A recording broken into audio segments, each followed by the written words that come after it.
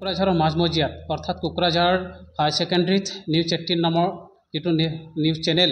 আৰু সেই নিউজ চেনেলৰ দ্বাৰা আয়োজিত যিটো ৰণসিংহা নামৰ যিটো অনুষ্ঠান আছিলে আৰু সেই অনুষ্ঠানটোত ভাগ ল'বৰ কাৰণে বিভিন্ন দল সংগঠনক আমন্ত্ৰণ কৰিছিল আৰু দল সংগঠনৰ লগতে ছাত্ৰ সংগঠনসকলকো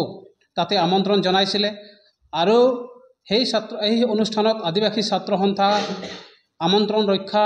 কৰিব গৈছিল। আমন্ত্ৰণ ৰক্ষা কৰাত আমাৰ যিটো সদৌ অসম আদিবাসী ছাত্ৰ সন্থাৰ মুখ্য উপদেষ্টা ষ্টিফেন লাকৰা মহাশয়ে সেই অনুষ্ঠানত অংশগ্ৰহণ কৰিছিল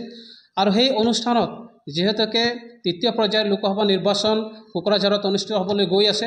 আৰু সেই অনুষ্ঠানৰ প্ৰাক মুহূৰ্তত সেই অনুষ্ঠানটো ৰাখিছিল আৰু উপদেষ্টাগৰাকীয়ে আছাৰ মুখ্য উপদেষ্টা ষ্টিফেন লাকৰা দেৱে তেখেতে কোকৰাঝাৰৰ অৰ্থাৎ অসমৰ আদিবাসীসকলৰ ৰাজ্য প্ৰাপ্তিৰ কথা উত্থাপন কৰিছিলে। বিশেষকৈ আছাৰ জন্মলগ্নৰ পৰা যি আমাৰ আন্দোলন চলি আছে সেই আন্দোলনৰ দাবীসমূহ আছিলে অসমত বসবাস কৰা আদিবাসীসকলক জনজাতিকৰণ মৰ্যাদা প্ৰদান কৰা, চাহ শ্ৰমিকৰ দৈনিক মজুৰি বৃদ্ধি কৰা, ভূমিৰ অধিকাৰ প্ৰদান কৰা বা আমাৰ জাতিগত যিবিলাক সমস্যা আছে, জাতিগত প্ৰমাণপত্ৰ সমস্যা আছে, সেই সমস্যাবিলাক সেই ৰণসিংহা নামৰ যিটো অনুষ্ঠানটোত যেতিয়া নেকি তেখেতে উপস্থাপন কৰিব যাওঁতে কেইজনমান UPPৰ নেতাকৰ্মীসকলে সেই কথাখিনিক তেখেতসকলৰ সহ্য নহ'লে, কাৰণ এই সহ্য নোহোৱা বিষয়টো আছিলে যে আমি সকলোৱে জানো যে আছাৰ প্ৰাক্তন সভাপতি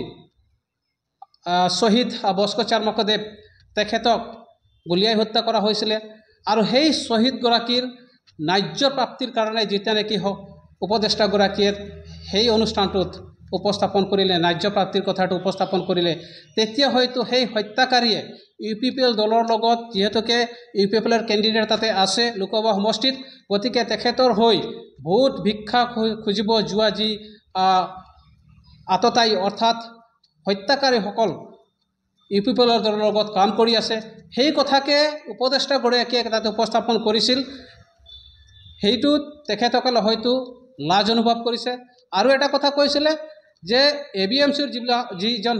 সভাপতি আছিলে লাফিকুল ইছলাম তেখেতকো হত্যা কৰা হৈছিলে আৰু সেই দুয়োগৰাকী শ্বহীদৰ কথাটো মুখ্য উপদেষ্টাগৰাকীয়ে যেতিয়া নেকি তেওঁ ৰণসিংহা নামৰ অনুষ্ঠানটোত সেই কথাবিলাক উপস্থাপন কৰিলে, তেতিয়াই সেই হত্যাকাৰীসকলে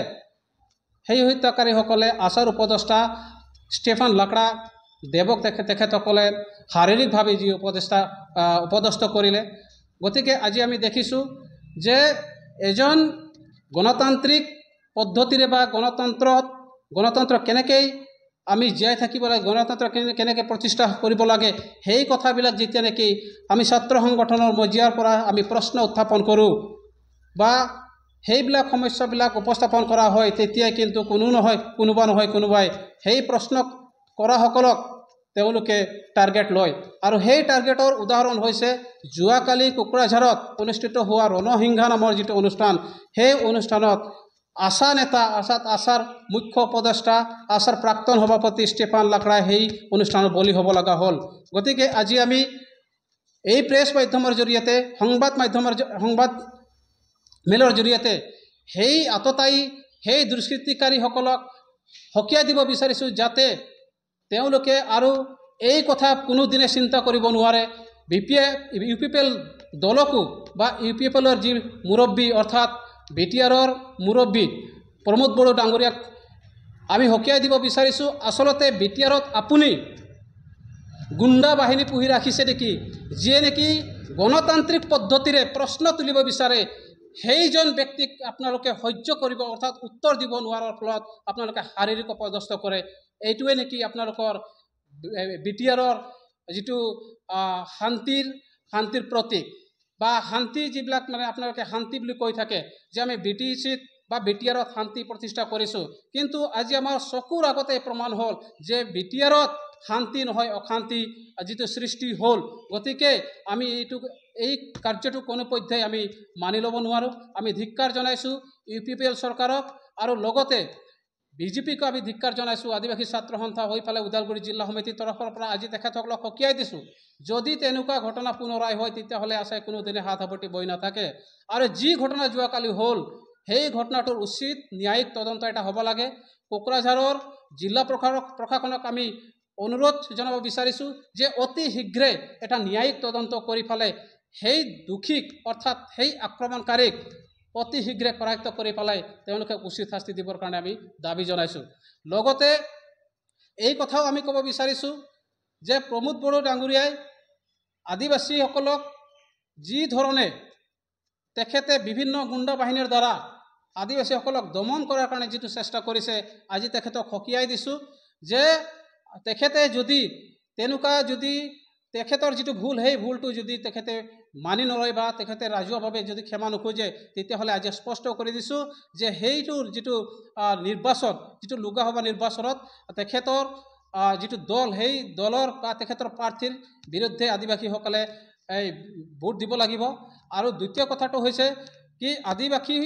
আচাৰ প্লেটফৰ্মৰ পৰা যিসকলে আজি UPPLত যোগদান কৰিছে, তেখেতসকলক UPPL ত্যাগ কৰাৰ কাৰণে আমি আদিবাসী ছাত্ৰ সন্থা ওদালগুৰি জিলা সমিতিৰ তৰফৰ পৰা আহ্বান জনাইছোঁ। আৰু এটা কথা স্পষ্ট কৰি দিছোঁ, যিহেতুকে অহা বছৰ অৰ্থাৎ 2025 বৰ্ষত BTR ইলেকশ্যন অৰ্থাৎ BTC ইলেকশ্যন হ'ব, গতিকে এই যে BTC ইলেকশ্যন বা BTR ইলেকশ্যন UPPL দলক আমি ইয়াৰ পৰা উৎখাত কৰিবৰ কাৰণে আমি আদিবাসী ছাত্ৰ সন্থা সাজু হৈ আছোঁ। এটা উদাহৰণ দিব বিচাৰিছোঁ, যেনেকৈ 2007 চনত বেলতলাত আমাৰ ন্যায্য প্ৰাপ্তি, ন্যায্য অধিকাৰৰ কাৰণে যেতিয়া আমি মাত মাতিব গৈছিলোঁ, আমি অধিকাৰ খুজিব গৈছিলোঁ, তেতিয়াই কংগ্ৰেছে আমাৰ আদিবাসীসকলক যেনেকৈ অত্যাচাৰ কৰিছিল, অত্যাচাৰ কৰাৰ পিছতে কিন্তু কংগ্ৰেছৰ পতন হ'ল। ঠিক তেনেকৈ আজি আমাৰ আচাৰ উপদেষ্টাক ষ্টেফেন লাকৰাক যে